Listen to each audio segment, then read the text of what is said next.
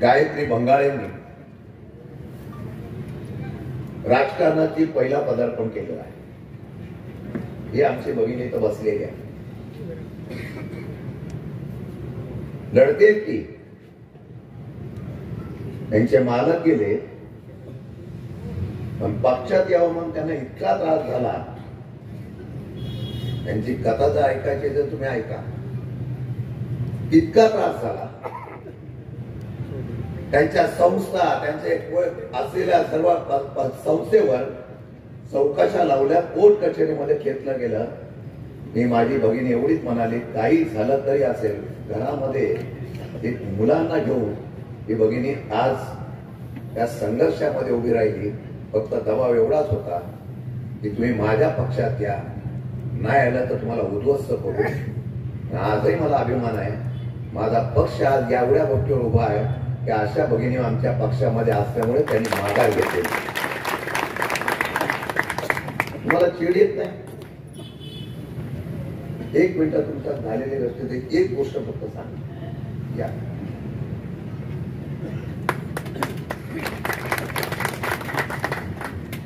साहेबांनी सांगितलं ते अगदी खरे।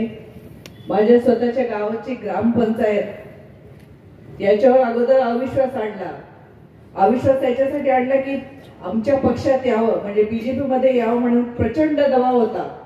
आम्ही ऐकलं नाही, अविश्वास बाळगला। नंतर खोटं अतिक्रमण दाखवून माझी पूर्ण ग्रामपंचायत उद्ध्वस्त केली।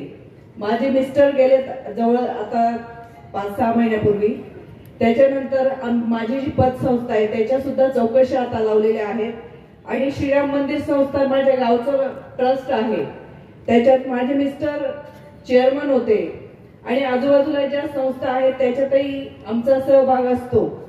याच्या सुद्धा फेरफार जे असतील त्याच्या सुद्धा चौकशा, आणि इतका अनंत अडचणी मला येत आहेत त्याबद्दल मी शशिकांत शिंदे साहेब असतील, पवार साहेब असतील, आमच्या रोहिणीताई असतील यांना सांगितलेलं आहे। खडसे साहेबांना सुद्धा याबद्दल खूप कल्पना आहे। ज्यावेळेस एक महिला सक्षमपणे उभी राहते ती आदरणीय पवार साहेब आणि पवार साहेबांच्या नेतृत्वावर विश्वास ठेवूनच काम करत असते, आणि याचा मला प्रचंड अभिमान आहे। मला असं वाटतं आपण सुद्धा सर्वांनी आमच्या या राष्ट्रवादी काँग्रेस पक्षाच्या ज्या गायत्रीताई सर्वसाधारण उमेदवार आहे त्यांना प्रचंड मतांनी संपूर्ण पॅनलला निवडून द्यावा हीच विनंती करते। धन्यवाद।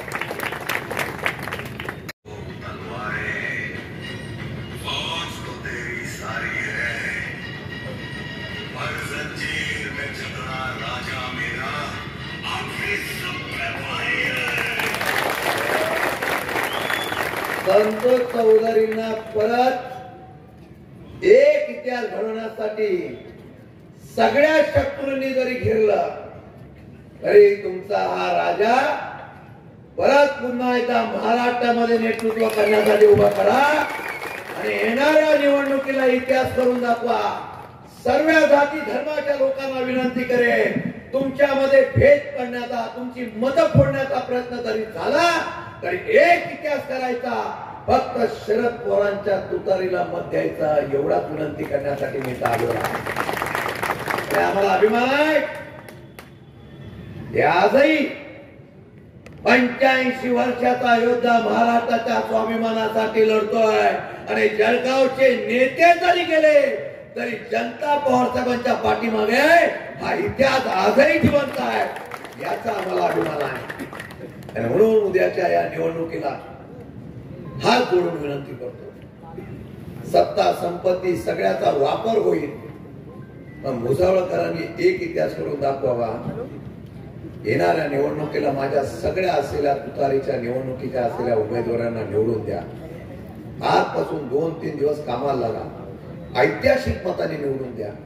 अशा ऐतिहासिक मताने निवडून द्या की परत कोणता असलेला सत्यामधला मंत्री आपल्या मंडळींना किंवा सौभाग्यवतींना उभं करण्याचं धाडसच करणार नाही। हा इतिहास